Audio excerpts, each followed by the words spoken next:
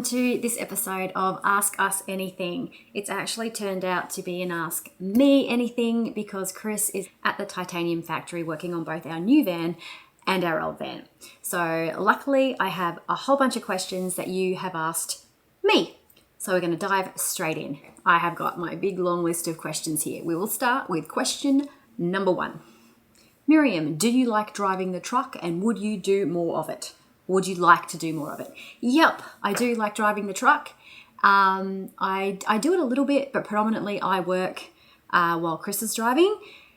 Quite often when you see the drone footage of the truck or truck and van, that's usually me driving. So I've done like the Ivanhoe crossings, I did the Pentecost, I did a lot of the corrugated roads down on the Ningaloo coast.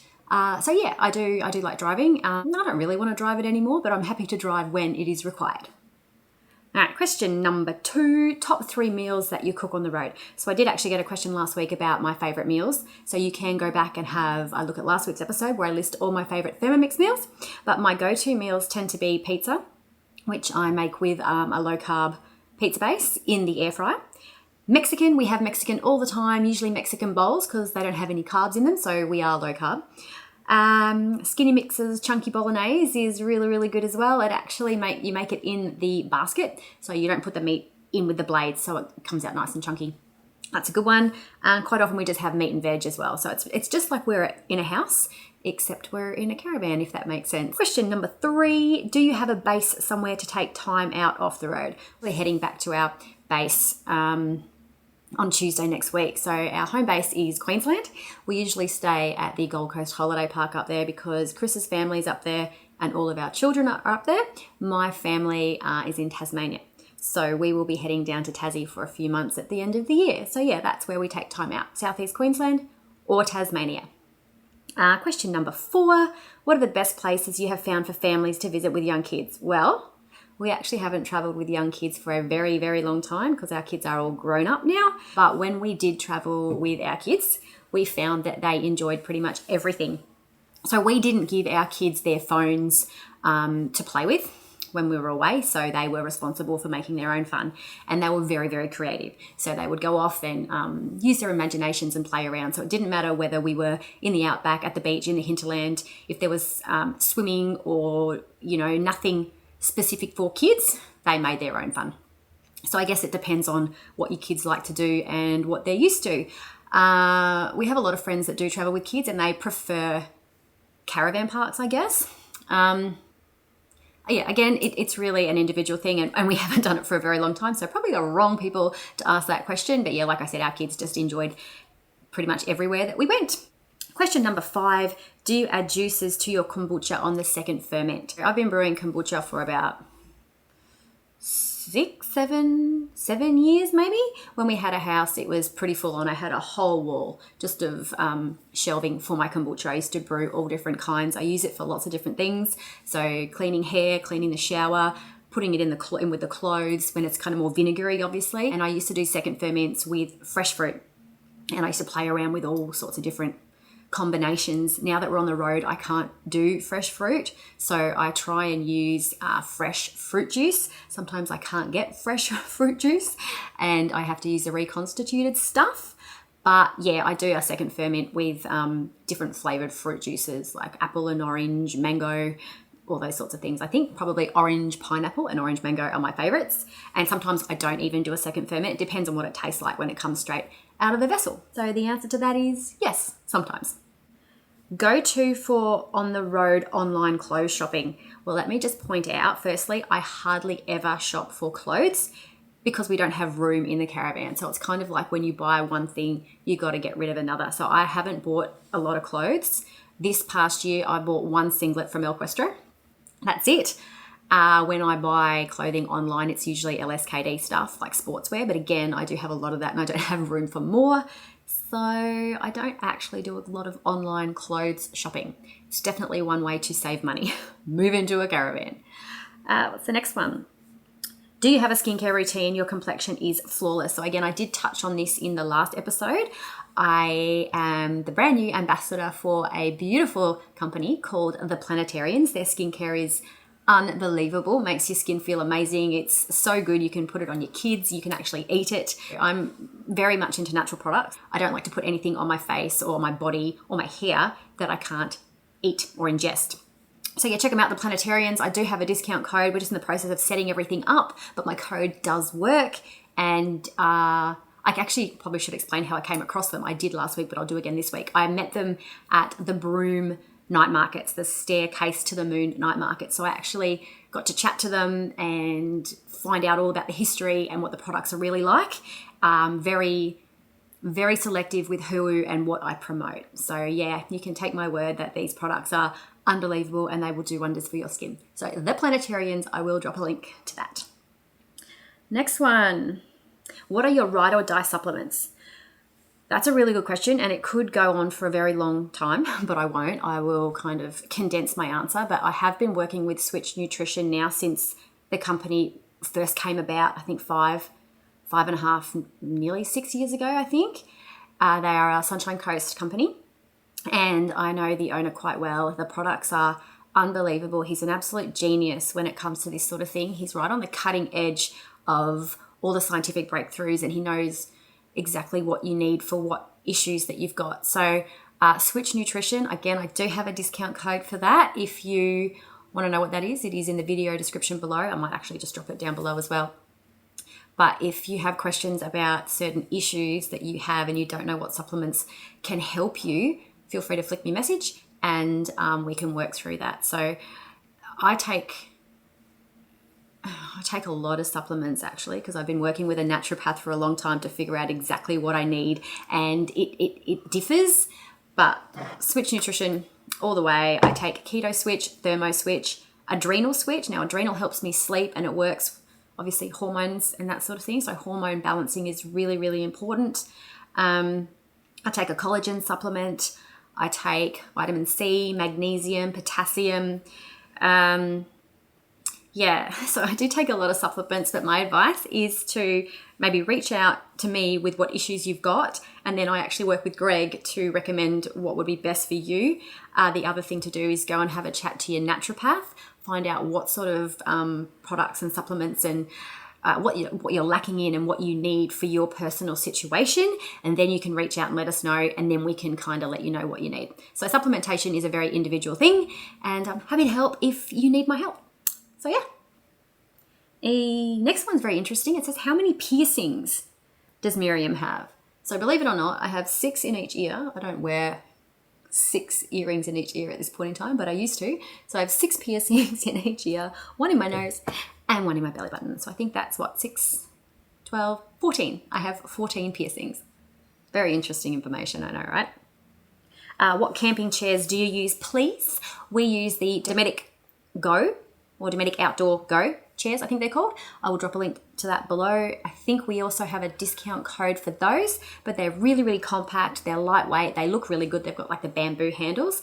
There's also a matching bamboo table with adjustable legs, and we have a bench too that folds up to like this big, and it seats 2 people. So Chris uses that as a weight bench, and we take that if there's 2 of us, got to walk a fair ways and sit by a fire or something.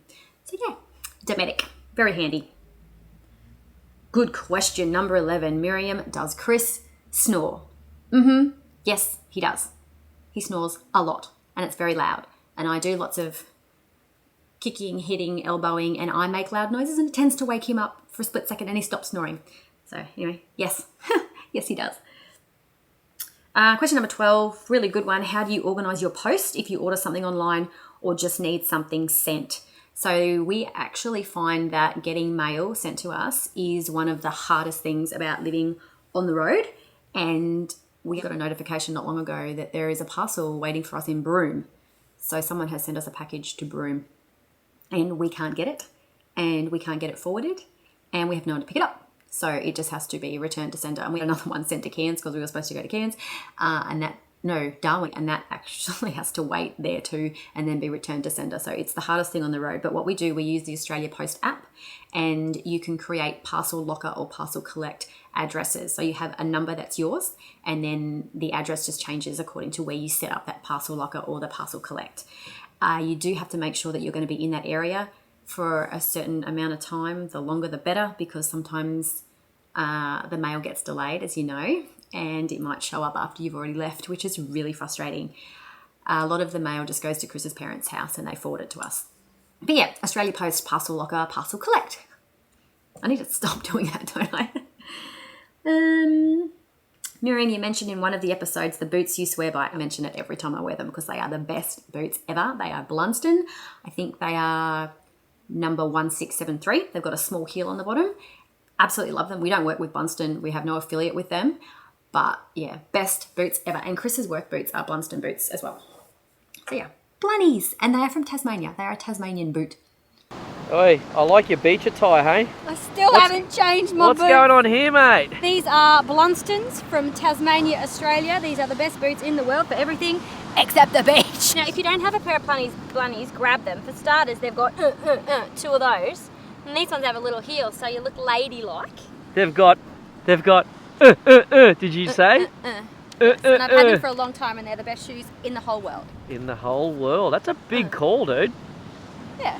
Multi-purpose. I'd probably wear these out if I could. Miriam, do you use sunscreen? In some videos, Chris looks a bit burnt on his shoulders. So kind of, yes, I use sunscreen. No, Chris doesn't. I don't think he's ever used sunscreen in the entire time I've ever met him. I don't think he's used it ever in his life. He likes to lie on the beach until he burns. You can leave all the comments you want, but he doesn't care. He's just the way he is. And yes, I do. I wear sunscreen. I use Skinny's sun gel.